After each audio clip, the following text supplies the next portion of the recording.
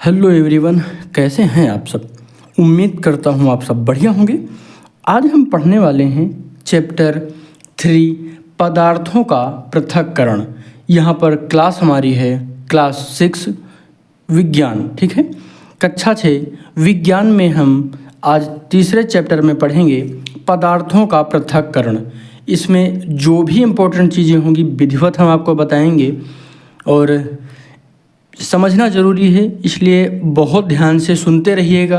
बाकी चीज़ों को मैं समझाता रहूँगा और अगर ये आप पूरा वीडियो देखते हैं तो बहुत सारी चीज़ें आप सीखेंगे, ठीक है। चैनल पर नए हैं तो सब्सक्राइब करिएगा, क्योंकि कक्षा 6 विज्ञान विषय, उसके बाद 7, 8, 9 और 10 सभी विषयों की विज्ञान यहाँ पर आपको कंप्लीट करवाई जाएगी। सबकी अलग अलग प्लेलिस्ट आपको चैनल पर मिल जाएगी, ठीक है।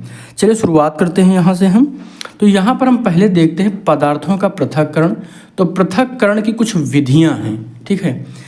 तो पहला आता है हस्तचयन। अच्छा, पदार्थों का पृथक्करण वास्तव में इसकी आवश्यकता हमको क्यों पड़ी और क्यों हम इसको पढ़ रहे हैं, इसको पहले आप देख लीजिए। यहाँ पर हमने देखा है, जब हम अपनी वास्तविक जीवन में देखें तो बहुत से हमको ऐसे पदार्थ मिलते हैं जो किसी मिश्रण के रूप में रहते हैं। तो उन्हें हमको अलग करने के लिए कुछ ना कुछ विधियां अपनानी पड़ती हैं और यहीं से शुरू होता है पदार्थों के पृथक्करण का चैप्टर, ठीक है। तो यहाँ पर हम सीख लेते हैं जो पृथक्करण है इसकी विधियाँ। जैसे पहले नंबर है हस्तचयन, ठीक है। तो हस्तचयन से क्या क्या हो सकता है ये हम समझने का प्रयास करते हैं। तो हस्तचयन में आपने देखा होगा गाँव में सबसे अच्छा उदाहरण आपको मिलता है घर में। जब देखा होगा चावल बीनने के लिए कई बार चावल को घर में साफ़ करने के बाद उसमें से कुछ जो कंकड़ शेष रह जाते हैं उन्हें हाथ के द्वारा अलग किया जाता है, तो वही हो जाता है हस्तचयन। जैसे कुछ जो बड़े कंकड़ होते हैं, गेहूं में देखा होगा, गेहूं से जो छोटे छोटे कंकड़ होते हैं उनको अलग करने के लिए हस्तचयन विधि का उपयोग किया जाता है, ठीक है। उसके बाद आता है थ्रेसिंग। बहुत अच्छा ये उदाहरण होता है इसका।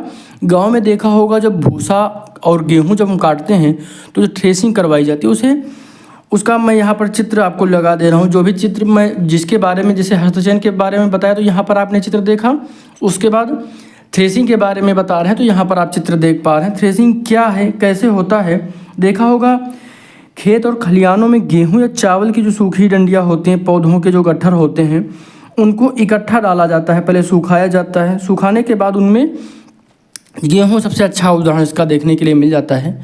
गेहूं जो बोलते हैं, क्या गांव में क्या बोलते हैं, थ्रेसिंग करवाना। तो थ्रेसिंग उसी को कहते हैं, क्या, थ्रेसिंग, ठीक है। याद रखिएगा, कंफ्यूज मत होइएगा इसको लेकर।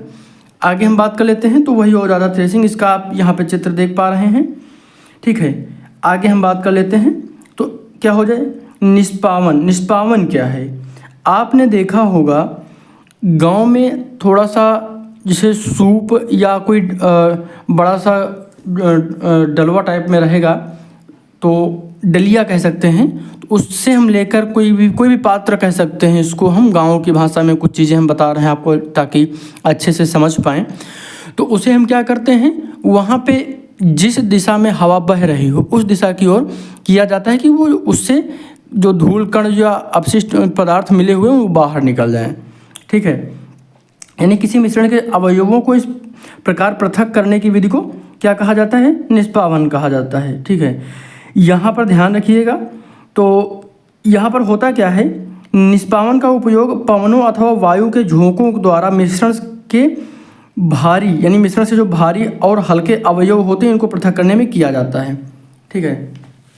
और साधारणतः अगर कहा जाए तो किसान इस विधि का उपयोग हल्के भूसे को भारी अन्य कणों से पृथक करने के लिए करते हैं, जैसा कि आप यहाँ पे चित्र में देख पा रहे हैं। आगे देख लेते हैं। फिर आता है चालन। बहुत अच्छा ये हो जाता है। चालन की अगर हम बात करें तो आपने देखा होगा जब गेहूँ जिसकी रोटियाँ घर पे बनती हैं तो रोटी बनने से पहले क्या होता है, चलनी का प्रयोग करके उसमें जो चोकर होता है उसको अलग किया जाता है, तो चालन विधि के अंतर्गत आ जाता है, ठीक है। बहुत अच्छे से समझ पा रहे होंगे। इसका एक उदाहरण और भी आपको देखने के लिए मिल जाएगा। जब घर बनवाते हैं तो जो आती है मोरंग को चालने के लिए एक चलने का उपयोग किया जाता है, जिसके माध्यम से जो गिट्टी होती है वो बड़ी गिट्टी बाहर हो जाती है और फिर मोरंग को उपयोग किया जाता है, जिसका चित्र भी आप यहाँ स्क्रीन पर देख पा रहे हैं। आगे हम देख लेते हैं। फिर आ जाता है अवसादन। इसको हम बहुत अच्छे से पढ़ लेते हैं, इसको इम्पोर्टेंट है इसलिए यहाँ पे भी पढ़ लेते हैं। तो अवसादन क्या होता है? मिश्रण में जल मिलाने पर भारी अवयवों के नीचे तली में बैठ जाने के प्रक्रम को अवसादन कहते हैं। बहुत अच्छा टॉपिक है, ये पॉइंट बहुत अच्छा है, ध्यान से समझिएगा। ये अवसादन और निस्तारण दोनों एक दूसरे से जुड़े हुए हैं, इसलिए दोनों को एक साथ लिखा गया है। मिश्रण में जल मिलाने पर भारी अवयवों के नीचे तली में बैठ जाने के प्रक्रम को अवसादन कहते हैं। ठीक है, आगे देखते हैं। निस्तारण क्या है? अवसादित, जो हमने अभी ऊपर बताया, मिश्रण को बिना हिलाए जल को मिट्टी सहित उड़ेलने की क्रिया को निस्तारण कहते हैं। आपने देखा होगा जैसे घर पे क्या करते हैं, जो बालू आता है नल में बालू आने की दशा में हम क्या करते हैं, उसको कुछ देर के लिए रख देते हैं। बालू जो तली में नीचे बैठ जाता है, उसके बाद हम उसको उड़ेल लेते हैं, तो पानी जो ऊपर का आ जाता है, बालू वहीं रह जाता है। आगे हम देख लेते हैं। तो यहाँ पर क्या हो जाएगा? निस्यंदन, किसी मिश्रण में से विशेष अवयवों को फिल्टर द्वारा अलग करने को निस्यंदन कहते हैं। ठीक है, क्या होता है? किसी मिश्रण में से विशेष अवयवों को फिल्टर द्वारा अलग करने को निस्यंदन कहते हैं। चाय इसका बहुत अच्छा उदाहरण हो जाएगा। चाय की जो छन्नी होती है, इसके द्वारा हम यहाँ पर इसको अलग कर लेते हैं। आगे बात कर लेते हैं वाष्पन, इसको भी समझ लेते हैं यहीं पे। वाष्पन क्या होता है? जल को उसके वाष्प में परिवर्तन करने की प्रक्रिया को वाष्पन कहते हैं। जहाँ पर जल होता है, वाष्पन की प्रक्रिया निरंतर होती रहती है। इसको याद रखिएगा, जो ये प्रक्रिया होती है वाष्पन की, ये निरंतर होती रहती है, याद रखिएगा इसको। हम आगे देख लेते हैं।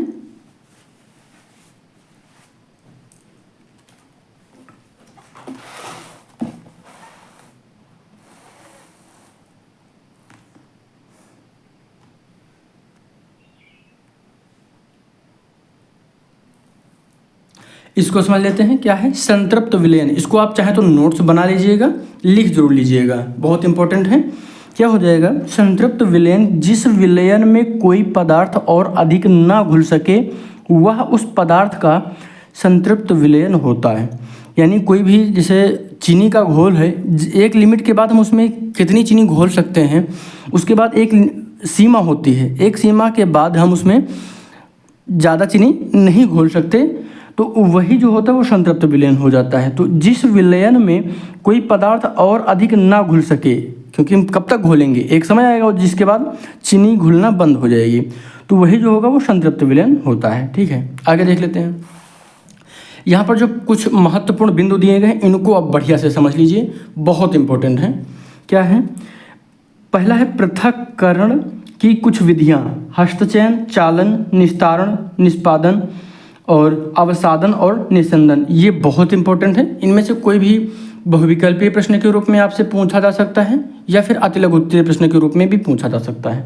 ठीक है, आगे देखते हैं। रेत और जल के मिश्रण में रेत के भारी कण तली में बैठ जाते हैं और निस्तारण की विधि द्वारा जल को पृथक किया जाता है। कई बार ये भी पूछा जा सकता है आपसे कि निस्तारण की विधि द्वारा जल को पृथक किया जाता है, तो जल को किस, जैसे पूरा दे दिया गया ये कोटेशन और उसमें आपसे पूछा गया किस विधि द्वारा इसको अलग करेंगे, तो निस्तारण हो जाएगा। ठीक है, आगे देखते हैं। द्रव तथा उसमें अविलेय पदार्थ के अवयवों को निस्यंदन के उपयोग से पृथक किया जा सकता है। बहुत अच्छा है, आगे देखते हैं। वाष्पन की विधि का उपयोग द्रव में घुले ठोस को पृथक करने में किया जाता है। बहुत, ये चारों जो हमने अभी महत्वपूर्ण बिंदु बताए हैं, इनको आप जरूर नोट कर लीजिएगा। ये सारी चीज़ें मैं लगातार आप सभी को समझा रहा हूँ, इनको पढ़ते रहिएगा अच्छे से, डेली रिवीजन जरूर किया करिए। अभी कक्षा कक्षा 6 का ये तीसरा चैप्टर है कक्षा 6 गणित ये विज्ञान का। बाकी गणित की भी क्लासें लगभग पूरी हो चुकी हैं। अगर आपने गणित की क्लासें नहीं देखी हैं तो वो ज़रूर देखिएगा। उसमें कोई भी डाउट किसी भी टॉपिक में लगता है या कोई प्रश्न ऐसा है जो आपको समझ में नहीं आया है, आपकी पाठ्य पुस्तक से भी हो सकता है, तो वो आप ज़रूर बताइएगा, फिर हम उसको समझा देंगे। उसके लिए आपको परेशान नहीं होना है। बाकी जो भी मैंने टॉपिक आपको पढ़ाए हैं गणित विषय से संबंधित, उन टॉपिक से संबंधित जितने भी प्रकार के प्रश्न आपके पाठ्य पुस्तक में दिए गए, उन सभी प्रश्नों को आप एक बार ज़रूर हल करिएगा। इससे क्या होगा, आप लगाना सीखेंगे और आपको प्रश्नों का लेवल पता चलेगा, किस तरीके के प्रश्न बन सकते हैं, किस तरीके के प्रश्न आपकी पाठ्य पुस्तक में हैं। ठीक है, इससे क्या होगा, आपकी तैयारी बहुत ही बेहतरीन होगी। चैनल पर नए हैं तो सब्सक्राइब करिएगा और ज़्यादा से ज़्यादा शेयर करिएगा। निरंतर आपको कक्षा 6 से लेकर 10वीं तक की विज्ञान और गणित विषय के साथ साथ इतिहास और भूगोल के भी कुछ पॉइंट्स देखने के लिए मिलेंगे। तो इसलिए चैनल पर नए हैं, सब्सक्राइब करिएगा, शेयर करिएगा। धन्यवाद।